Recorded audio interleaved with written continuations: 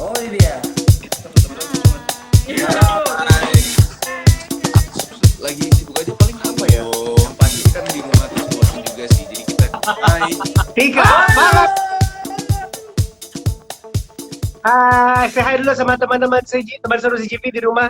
Hai teman-teman CGP, gimana kabarnya? Sehat-sehat ya semua ya? Harus Amin. sehat ya. Bu, maaf itu kacamata bolong atau plus? Aduh dong, gila loh. Oh, plus ya, plus. Apa kabar, Ya, Wati? semua. Ya sama lah kayak kacamata lo. Iya. Ya, buka-buka di sini. Hai Andira, Apa kabar, Wati? Andra, apa kabar? Baik. Itu di belakang ini ya? Mandi nih Botik. Gantungan handphone apa gimana tuh di belakang? Iya, itu di belakang Oh. ada gantungan handphone gue. Dan gue emang betul di kamar mandi. Iya. Posisinya duduk di mana kok boleh tahu ya? Supaya Memang nggak berisik. Karena tau gak di masa-masa sepi jalanan di depan rumah gue nggak terlalu rame jam segini, tapi motor-motor tuh kayak ngeng gitu loh. Oh iya. Gue kesel banget. Entah kenapa. Kalau mereka Bener. lewat, maaf ya teman-teman. Iya nggak apa-apa. Gue sampai Entah teriak. kenapa kalau setiap kali kamera nyala ada aja bunyi-bunyian suara motor, Itulah suara orang makanya. motong. Kayaknya Iya kan? kita kurang mendukung ya. Tapi nggak apa-apa. Ini contoh lah Tika Panggabean karena dia selalu mencuci itu casing handphonenya. Jadi bebas dari bakteri dan virus ya. Bener-bener. Gue parnoan banget gitu. Pokoknya habis dari mana-mana gue semprot-semprot lah. Apalah. Separno apa sih? Separno apa? Enggak sih sebenarnya. Ya parnonya adalah bahwa kita nggak pernah tahu kan siapa yang jadi carrier dari si virus ini. Bisa orang lain, bisa kita. Dan ada OGJ itu kan, orang tanpa gejala, OTG. Orang tanpa gejala, nggak ada simptomsnya. Jadi kelihatannya sehat-sehat aja, tapi dia carrier. Nah kalau udah kayak gitu, giliran ketemu orang yang fisiknya lagi drop, langsung kena tuh. Jadi ya jaga-jaga aja lah, karena pada dasarnya gue justru tidak mau menularkan ke orang lain. Gitu loh. Parnoan gue lebih kayak, kalau misalnya gue carrier, misalnya terus gue ngobrol sama nyokap, nanti tiba-tiba nyokap kena. Makanya yang kayak gitu-gitu deh. Kalau yang sakit kita sendiri sih bodo amat, tapi kalau orang lain yang kena kan kesian ya. Iya, itu dia. Apalagi kita yang ngularin ya. Iya. Dosa gitu rasanya. Nah, ini udah berapa lama di rumah aja? Udah 3 minggu lah, 3 minggu lebih kali ya. Sama sekali nggak keluar? Nggak, jadi di minggu pertama, gue tuh sebenarnya belum ada kebijakan dari Radio Bahana. Jadi sebisa mungkin kita masih tetap siaran live di studio, tapi dengan seminim orang. Jadi setiap hari tuh yang datang ke studio kayak cuma gue, Ujo, produser, dan operator. Tapi memasuki minggu kedua, nampaknya perusahaan besarnya juga akhirnya mikir ini nggak bagus nih. Jadi mulai masuk minggu kedua, kita udah dirumahkan semuanya. Kita udah siaran dari rumah, tetap live setiap pagi, tapi dari rumah. Oh, oke. Tapi sama sekali nggak keluar selain belanja. Belanja sesekali sejak gue dirumahkan itu, gue jarang belanja. Jadi gue biasanya titip sama supir gue, minta tolong yang pergi. Tapi kemarin gue sempat keluar sebentar waktu gue ikut ke pemakamannya Glenn Bradley. Ya. Walaupun itu gue nggak ikut rombongan, jadi gue udah datang, terus gue ngeliat dari jauh aja, melihat sebentar prosesi pemakaman itu, terus gue pulang. Situ.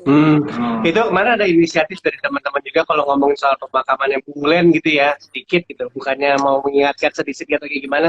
Kemarin inisiatif dari teman-teman kan waktu nganterin Glenn Fredly, stay di mobil aja. Dan rame itu ya, boleh cerita sedikit nggak? Apa yang terjadi pas nganter? Jadi gue sebenarnya gereja di tempat dia di ibadah pelepasan tuh dekat rumah gue. Tapi pada saat itu hujan deras sekali. Jadi akhirnya gue putuskan enggak deh, gue kayaknya nggak ngejar nih ke gerejanya. Terus akhirnya gue pikir kalau hujan berhenti gue akan ke pemakaman. Akhirnya begitu kan ada live-nya tuh. Ada live-nya, terus akhirnya begitu gue lihat kebaktiannya udah selesai, gue langsung menuju ke pemakaman berdasarkan kebetulan anak gereja gue ada yang temennya Glenn.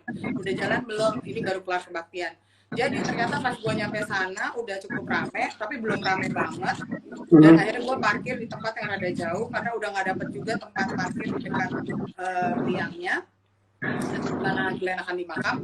Terus nggak taunya baru sejam kemudian tuh rombongan ambulans dan jenazah datang. Jadi gue cuma, dan untungnya gue jadi karena mereka macet, gue udah parkir, rombongan ini lewat, terus gue sempat ketemu satu mobil yang ternyata itu orang tuanya Glenn. Jadi gue sempat yang, tante om cuma dari mobil aja, dari mobil ke mobil tante, dan om turut berduka cita gitu lalala. Nah pas sedang prosesi pemakaman, gue keluar sebentar dan gue ngeliat dari jauh banget, pokoknya sekedar kayak udah Glenn selamat beristirahat. Udah habis itu gue balik cuma sekitar 15, nggak nyampe 15 menit lah, 10 menit dari jauh gue lihat, dengerin orang-orang nyanyi, terus gue pulang. Oke. Nah, kemarin itu sempat dengar cerita-cerita Glenn itu kan orangnya tipe yang humble. Ini sedikit terakhir mungkin soal Glenn, biar kita tidak terlalu larut. Kenangan yang tak terlupakan atau pesan-pesan apa yang lu inget dari seorang Glenn untuk pertama buat Project Pop sama lu sendiri? Nah, jadi ada satu kenangan banget antara Project Pop dengan Glenn. Jadi gue sempat memposting itu di Instagram story gue bilang terlalu banyak kenangan Project Pop dengan seorang Glenn Fredly. Satu, karena Gugum itu selalu mempersonifikasikan Glenn kan, memparodikan Glenn. Dan itu jadi kayak trademarknya Gugum, sampai di lagu Bukan Superstar tuh ada part yang Gugum kata orang mirip Glenn Fredly, sampai ada itu kan. Itu sampai kita bawa ke salah satu hits kita gitu loh. Itu satu. Kedua, di zaman kita baru bikin album ketiga itu tahun 2003 Pak, di album Pop Oke. Kalau teman-teman pernah dengar lagu, pasti tahu lagu Ingatlah Hari Ini atau lagu Adikku Sayang. Itu backing vokalnya adalah Glenn Fredly dan Rio Febrian. Ini adalah fun fact dan sesuatu yang sekian lama bertahun-tahun kita rahasiakan, sampai akhirnya ketika mereka sudah keluar dari label mereka yang sekarang, kita juga sudah keluar dari label kita yang lama, baru berani kita buka. Karena pada masa itu kolaborasi artis antar label tuh nggak gampang, dan itu ada banyak downs-nya dibandingin do's-nya. Geng-gengan lah ya. Jadi kita silent aja, terus tapi kita tahu itu backing vokalnya Glenn dan Rio. Baru sekarang aja nih kita ngomong kenangan apa tentang Glenn. Salah satunya adalah Glenn pernah jadi backing vokalnya Project Pop ya. Ya itu tak terlupakan lah pastilah ya. Oke, kita balik ke Stay at Home nih dari Glenn ya. Rest in Love Glenn. Kita balik ke Stay at Home. Kenapa sih malu-malu ya? Yo, kan distancing. Oh iya benar distancing. Tengah. Gimana? Botik, apa sih yang berubah dari sehari-harinya Botik waktu stay at home ini? Oke, yang pasti sih langsung kurus ke belakang katanya. Apa? Langsung kurus di belakang. Iya. Jadi yang paling berubah tentunya adalah kerjanya ya. Yang setiap hari harusnya pergi ke radio, ketemu Ujo, terus kita ngopi-ngopi bareng habis siaran. Sekarang udah gone semuanya, kita delete semuanya. Jadi ya tiap pagi tetap harus bangun, tapi siarannya tetap dari rumah, dan habis itu kita nggak bisa ngopi-ngopi. Terus apa ya? Pokoknya ya sama halnya kayak banyak orang, semuanya dilakukan lewat online. Jadi lucunya adalah di minggu-minggu pertama kita akhirnya dirumahkan, itu mindset gue tuh masih gini, oh gue di rumah, oh gue nggak perlu bangun pagi untuk siaran gitu. Atau aja gue didonder sama produser, Botik, bangun sebentar lagi kita siaran. Hah? Kan gue iya ya, ini siarannya tetap live ya. Terus udah selesai siaran gini, oke, nanti siang kita akan wawancara sama artis ini, dia mau promo, oke, kita akan bikin konten ini. Terus gue gini, kalau jadi lebih banyak sih kerjaan gue di rumah. Botik, ini kan emang work from home. Iya nggak? Justru kalau di rumah kerjaannya makin banyak ya. Iya, terus sampai nyokap gue gini, pagi-pagi tuh nyokap gue ngerangkai bunga sambil pasang-pasang lagu, terus dia ngomong sama gue lewat WA kan, kayaknya dia nyindir, kok lu belum keluar dari kamar. Terus mami aku udah bangun, tapi aku harus langsung kerja, aku kan siaran, jadi aku duduk di kamar supaya suaranya nggak terlalu berisik dari luar. Jadi nyokap gue tuh tiap yang gue lagi ngobrol, terus aku pamit dulu ya, aku harus meeting, aku harus gini, Dia kayak nggak setuju. Lu kan ada di rumah, kenapa lu sibuk sendiri? Ya emang ini kerja dari rumah. Iya. Kadang-kadang orang tua juga masih mikirnya kalau di rumah tuh ya nggak kerja gitu ya. Iya, jadi banyak mindset yang mikirnya kita kayak liburan, padahal kita nggak liburan, kita tetap kerja tapi dari rumah. Bener-bener. Ini sama juga kemarin gua kejadian juga gitu, lagi meeting tiba-tiba itu cucian belum diangkat. Oh iya, ada aja emang. Tapi sekarang gini, lu siaran on air, pergi ke studio, ketemu teman, kan kalau siaran sendiri mungkin lebih mudah lah di rumah ya. Tapi kan siaran berpasangan. Biasanya dilakukan di satu ruangan, ada produser, ada 2 orang, ada skrip segala macam. Dan sekarang dipisah. Apa sih yang lo kangenin dari situasi siaran di ruangan studio?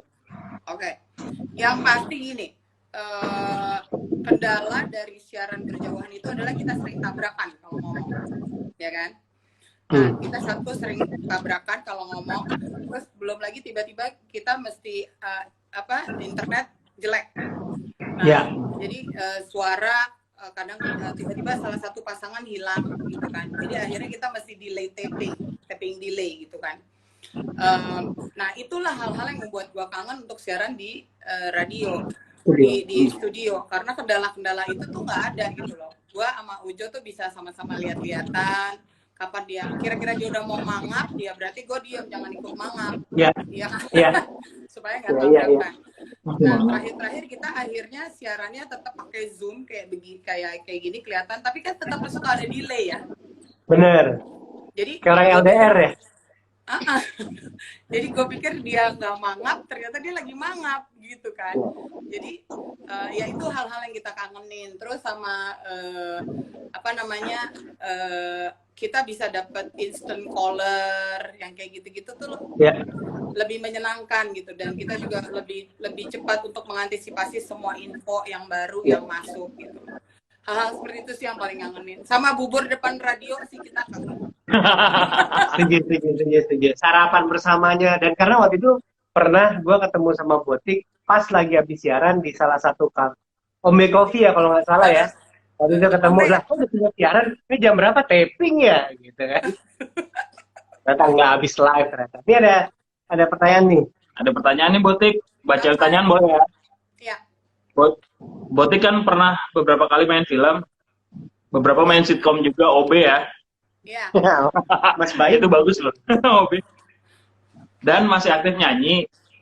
Kira-kira ke depannya tuh lebih pengen jadi penyanyi apa jadi artis? Main film, maksudnya pemain film atau penyanyi? Atau penyanyi. Aku pengen jadi menteri. Enggak. Amin jadi menteri, otak kagak nyampe kita. Enggak. Mau nyaut nggak enak? Mau nyaut tadi lu bilang otak nggak nyampe, emang gitu. Enggak, jangan tadi dasar lo. Jadi gini, sebenarnya main core-nya yang utamanya sih tetap bernyanyi bersama Project Pop, ya kan. Tapi aku melihat kalau tiba-tiba ditawarin main film itu adalah bagian dari pekerjaan seni secara umum gitu loh. Jadi masih ada di lingkungan kesenian gitu. Jadi sebenarnya kalau disuruh mau fokus yang mana sih, kayaknya harusnya nggak dipilih salah satu, dua-duanya bisa berjalan. Tapi memang aku sadar benar kemampuan acting aku sih cuma rata-rata, bahkan mungkin di bawah rata-rata ya. Jadi kalau itu main film tuh nggak jadi obsesi aku banget. Jadi udah kalau ada yang nawarin, alhamdulillah, syukur, terima kasih, mau percaya sama acting aku. Tapi kalau enggak juga nggak apa-apa. Yang penting jalan sama Project Pop ini yang nggak boleh berhenti gitu. Nah, ini mungkin pertanyaan tantangan aja nih. Kalau Reza Rahadian kan mainin B.J. Habibie. Apa? Reza Rahadian kan B.J. Habibie. Dian Sastro jadi Kartini. Tika Panggabean jadi siapa? Kira-kira? Aku mau jadi Ibu Susi Pujiastuti. Gila. Setuju nggak lo? Habis kalau Ibu Sri Mulyani kayaknya nggak cocok. Gue nggak pinter ngitung ya.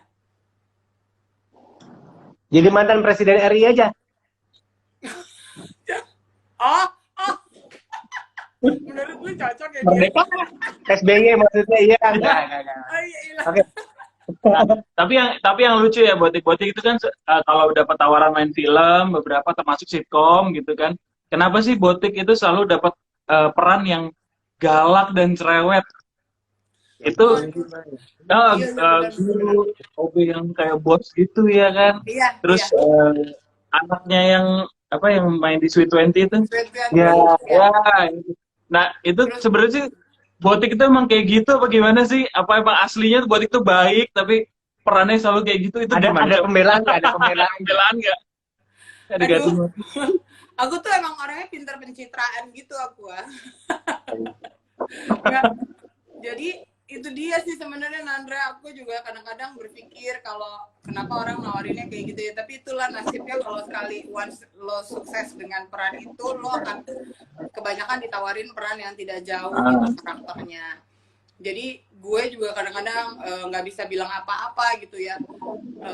Ada sih beberapa film yang kemudian kalau nggak itu biasanya suka nawarin gue jadi orang Batak yang galak segala macam. Tapi itu pernah gue tolak beberapa karena gue pikir gini, aduh kayaknya orang udah bosen ya ngeliat gue jadi orang Batak yang galak gitu kan. Jadi nggak tahu ya, mungkin kayak nempel gitu aja ya, kayak di Red Chobex. Di Red Chobex itu gue mirip banget kayak Odah gitu ya, yang galak, powerful gitu kan. Ya mudah-mudahan sih ke depannya. Paling kemarin tuh di mana? Di Dilan. Bebas. Bebas. Gue jadi ibu guru gitu kan. Guru. Manis, bukan manis sih, galak, tapi porsinya yang gak kebanyakan gitu kan. Lebihnya sih yang bener Nandra, rata-rata gue begitu, gue juga bingung ya. Galak ya. Odah ini nempel banget ya Nan, gitu ya. Mungkin lo galak tapi tegas ya, karena itu sama Gading, ada Gading di sini. Dia nawarin kalau jadi omanya Gempi mau nggak perannya? Oh iya Gading. mau. Jadi ibunya aja gimana jadi ibunya Gempi? Aduh. Atau jadi kembarannya Gempi ya? Wah, Gempi. Coba kalau gitu tunjukin kalau lu berhak jadi kembarannya Gempi. TikTok. Aduh. Silakan. Gimana? Gempi itu gimana ya ngomongnya ya? Andira. Iya. Coba kita lihat ada. Kemarin yang terakhir tuh Gempi, itu aja gue ngikutin Gempi itu terakhir dia ngobrol sama Justin Bieber, terus gue ikut-ikutan bikin juga. Iya, mengejar Bieber tuh katanya Gading tuh. Oke, coba cek ada yang oke, nanti dulu ya. Kita lihat pertanyaan. Kapan main film lagi? Belum tahu lah, kondisinya lagi gini.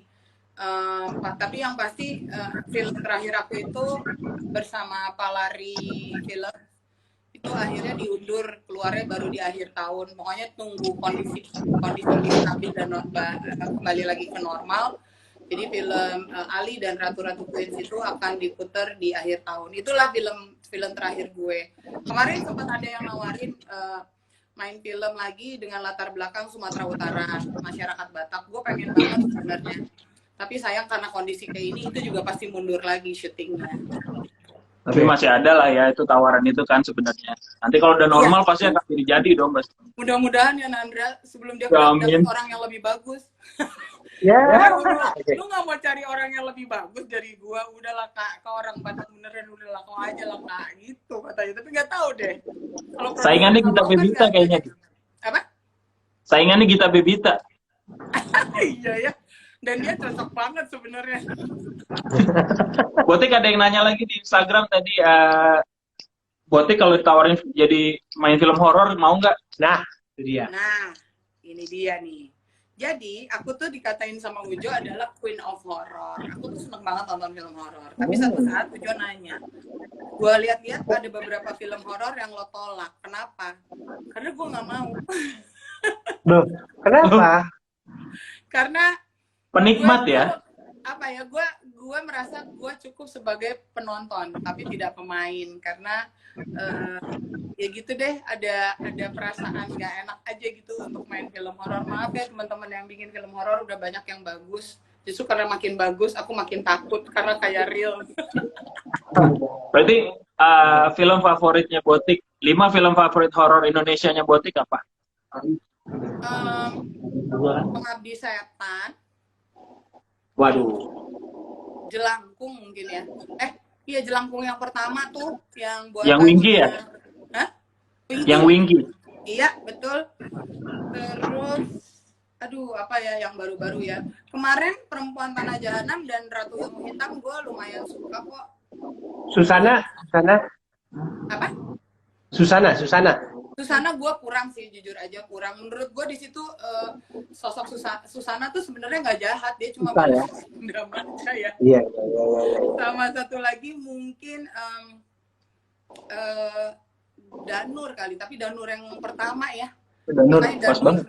Oh, ada ini sebenarnya Rumah Darah tuh horor, betul itu lebih ke thriller ya, Rumah Darah. Thriller. Anomali. Tapi ya oke lah. Modus Anomali itu juga thriller ya. Nah, Dua Garis Biru juga horor sih sebenarnya untuk sebagian orang. Dua Garis Biru. Horor Untuk para buat yang horor loh. horor buat yang nggak jelas ya. Iya. Paling itu Botik sih. nanya tentang Apa? Oke. Botik nanya tentang Project Pop, Botik. Iya. Gimana Project Pop kabarnya? Kan kemarin baru merilis single gara-gara corona ya. Iya. Nah, kedepannya gimana sih? Apakah kan musisi sekarang banyak yang bikin live di Instagram atau di ini ya? Itu Project Pop ada keinginan untuk ikutan gitu nggak sih live juga? Iya. Jadi gini, yang pertama gara-gara corona itu sebenarnya gini, di tanggal kita bikin gara-gara corona itu harusnya adalah jadwal kita membuat single baru. Tapi karena sudah mulai ada himbauan untuk tidak keluar rumah dan juga apalagi mereka datang keluar kota, akhirnya kita putuskan untuk pending single terbaru kita karena Gugum tidak mungkin datang ke Jakarta. Ya. Nah, tapi pada saat yang bersamaan, Yosi kepikiran bagaimana kalau kita membuat lagu yang temanya tentang kondisi saat ini, tentang corona. Lalu terpilihlah lagu gara-gara corona. Kemudian dieksekusi oleh Yosi dan Ujo dari sisi lirik. Sementara kalau dari musik itu sama dengan lagu aslinya gara-gara Kahitna. Nah, akhirnya gara-gara corona inilah yang menjadi jembatan sementara sebelum kita mengeluarkan single yang sebenarnya. Tapi kapan mengeluarkan single yang sebenarnya itu berarti kita masih harus tunggu kondisi ini kembali normal karena menunggu Gugum datang dari Bandung gitu kan. Jadi kurang lebih seperti itu. Terus tadi apa tadi Nandra bilang ke depannya apa? Ya, kedepannya plannya Project Pop ada live gitu kan? Nah, kalau live kesulitan kita karena kita berlima, jadi kalau kayak di Instagram gitu kan cuma bisa dua layar gitu kan. Jadi rada sulit kalau kita mau live, kecuali kalau misalnya kita mengundang teman-teman untuk live di YouTube atau di Zoom. Tapi kayaknya pemain Zoom itu belum banyak ya. Orang-orang memakai Zoom lebih kepada kepentingan pekerjaan. Jadi itu yang terus kita pikirkan. Kita sih lagi mencoba untuk, kita belajar dari Run. Run itu punya konser live streaming. Dalam kondisi mereka juga tetap berjarak satu sama lainnya walaupun mereka ada di satu tempat yang sama. Nah itu sedang kita pelajari apakah itu mungkin atau enggak. Tapi kalaupun tidak mungkin, akhirnya kita bikinnya yaitu Instajam aja. Jadi kita nyanyi, ada bagian yang kita kosongin, silakan teman-teman netizen untuk kita. Iya, setuju tuh gue, setuju banget. Kemarin ada lagu Ingatlah Hari Ini ya? Iya, kemarin yang udah Ingatlah Hari Ini bener ya? Oke. Apalagi nih, Botik udah album ke-7 Project Pop ya? Kita album sebenarnya malah udah 9,5 Oh 9 ya? Udah lupa berarti udah Oke. lumayan berumur ya. Bukan lagi Andira ya? Sorry. Seumuran ya? Ya. Dulu gua ngikutin soalnya ini Project Pop itu kan sebuah legacy ya, legacy dari kreativitas anak-anak Bandung yang diawali dari Padiangan Project, turun ke Project E, ya. Terus habis itu waktu itu kan zamannya masih pakai lagu orang, apa sih namanya, parodi ya, parodi. Terus keluarlah Project Pop dan sampai sekarang gitu. Iya. Terusnya gimana? Legasinya akan ada yang meneruskan nggak? Sementara ini sih belum ya. Kalau dari Project Pop udah pasti kita belum ada gerakan ke sana. Nggak tahu kalau nanti akhirnya tanpa disengaja kemudian anak-anak kita yang meneruskan, kita belum tahu juga. Iya, iya, iya. Tapi kalau dari P Project itu which is adalah pucuk pimpinan kita ya, Denny, Isur, Daan gitu. Itu mereka juga nampaknya sudah sibuk sendiri-sendiri, walaupun akhir-akhir mereka sering nyanyi bareng. Tapi di Bandung tuh memang kita masih punya salah satu produk kita kan adalah kabaret. Nah biasanya kabaret ini sudah mulai dimainkan sama anak-anak baru yang mungkin direkrut oleh Daan dan teman-teman yang masih di Bandung. Penerusnya di Bandung tetap ya, original Ya, sana ya. masih. Mungkin Ya. dan itu juga penerusnya P Project, bukan Project Pop kali ya. Oke. Jadi produksinya lain lagi, bukan nurusin dulu tapi dari sana. Siap. Iya. Botik kalau misalnya dengar lagu ini masih hafal nggak, Botik? Apa? Ya basah. Apa enggak? Apa enggak? Jadi gini loh. Lucunya kalau di Project Pop tuh kan semua punya bagian nyanyinya ya. Yang bagian ini liriknya bagiannya si Odi, yang bagian sini bagiannya Yosi. Jadi dengan apa ya, dengan clumsy-nya kita semua kadang-kadang cuma menghafal apa yang jadi bagian kita. Waduh, sampai sekarang itu begitu. Gue nyanyi apa ya, misalnya ya itu lumpia basah. Itu mostly yang nyanyi anak-anak cowok. Jadi gue kadang-kadang ya lagunya pasti hafal, tapi kata perkatanya suka lupa. Terus kayak dangdut is the music of my country. Gue kan cuma kebagian dangdut is the music of my country. Dangdut is the music of my country. Jadi aku kayak nge-rap kan anak-anak cowok ya. Jadi giliran, ayo dong Mbak Tika nyanyi itu. Oke, Los lo yang nge-rap, gue yang main. tapi gini, gue tahu triknya musisi ya. Ini gue belajar dari Andin, dari Raisa, bahkan dari kadang-kadang dari Project Pop juga. Bahkan Naif. Kalau lupa lirik, pokoknya lihat aja di mana ketika musisi itu nodong mikrofon. Itu biasanya dia lupa lirik. Iya kan? Bener kan? Itu betul. Emang challenging ya? Nggak mungkin orang bisa giliran ingat kita berpuluh-puluh. Kenapa? Nggak mungkin orang bisa ingat berpuluh-puluh lagu nggak sih? Gitu nggak sih? Iya, jadi giliran kita nggak hafal, kita kasih. Nah, kalau Project Pop punya satu siasat lagi, tapi sebenarnya ini lebih kepada supaya teman-teman yang menonton Project Pop bisa ikut bernyanyi. Jadi kita selalu ada di belakang tuh ada layar multimedia, Karaoke bersama. grafis dan sebagainya. Berikut juga lirik paling tidak di bagian ref. Jadi mereka bisa tahu isi lagunya apa, sekaligus juga ikut nyanyi. Tapi tetap kadang-kadang sebagai manusia biasa, kita suka lupa juga ya. Itu refnya apa tadi ya? Jadi gue ngasih mic ke penonton, gue cuma bilang, liriknya ada di atas. Iya, curang lah. Untungnya lu belum masuk tahap nyatet lirik di handphone, terus bacanya gini di atas panggung ya. Itu kalau kita tiba-tiba nyanyi sama orang lain, gue pernah nyanyi sama Naif gitu, ditarik sama Naif ya, gue gak hafal, gue bilang gitu, akhirnya gue bawa handphone nyanyinya sambil begini. Jauh gitu. Ya. Udah gak hafal, gak pakai kacamata, kelar.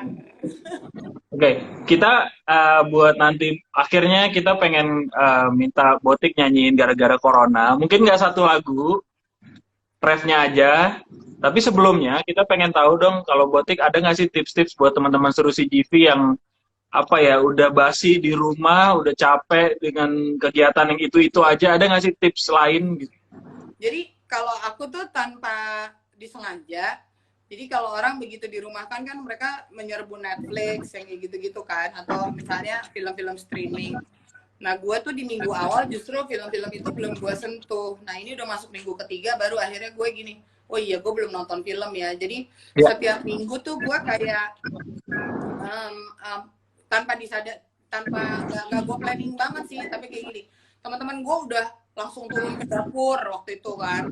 Terus dia gitu, jadi dia udah keburu bosen duluan nih, nonton drakor udah, dapur udah, gitu. Nah, sementara mereka udah bosen, gue baru mulai.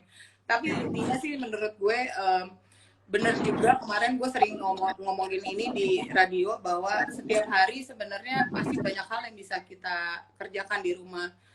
Coba deh kalau teman-teman udah bosen, coba lihat lemarinya, lihat gudangnya, mungkin masih berantakan. Benar. Awalnya memulai membersihkannya memang pasti males, tapi kalau udah mulai beberes pasti lupa waktu akhirnya. Benar, Jadi setuju, setuju. gitu. Apalagi kalau teman-teman yang emang betul-betul harus work from home, aku rasa mereka juga tidak terlalu bosan ya, karena mereka harus Zoom meeting terus apa segala macam. Terus apalagi ya, dia coba-coba hal yang baru lah apa gitu. Terus gua aja nggak pernah nyentuh YouTube yang olahraga itu. Kemarin akhirnya gua buka tuh, ada Zumba 15 menit, Zumba 10 menit, terus sosokan Boleh. ranking, walaupun hasilnya ampun sakit banget. Geter semua ya, geter. Begetar dan panas Andira, terus dia gitu Iya. ya udahlah lumayan deh kalau gue sih gitu. Yang Nah, pasti sekarang coba buka CGV Kreasi, karena isinya nggak cuma film doang, ada olahraga juga. Iya, ada resep masakan juga, ada olahraga, ada cover musik. Boleh tuh. Nah itu dia. Terus dia gitu kalau Adlib, buat gue sorry, kadang-kadang- adlib sedikit ya. apa? Sorry, barusan adlib sedikit.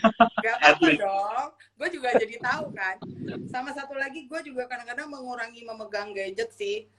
Di WhatsApp tuh isinya tuh kadang-kadang ada di beberapa grup kan berita-berita yang gak enak terus gitu kan. Terus kalau buka Instagram suka bosen. Jadi ya gue melakukan yang lain. Kebetulan kalau gue punya anjing, jadi kayaknya bermain bersama anjing tuh gak pernah membosankan sama buat gue.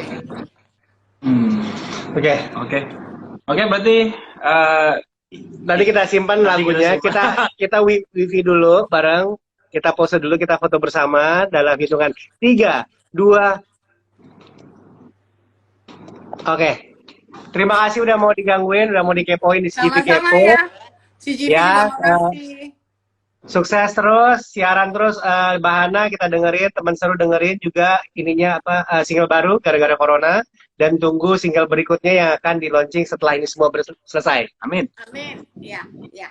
Kalau boleh sekarang, Silakan. Oke. Gimana ya lagunya? Oh iya gini. Gara-gara corona kita ganti salaman kita. Gara-gara corona jadi sering cuci tangan. Gara-gara corona kita ganti salaman kita. Gara-gara corona jadi sering cuci tangan. Yeah. thank you, Bode. Terima kasih Nandra Andrira. Bye.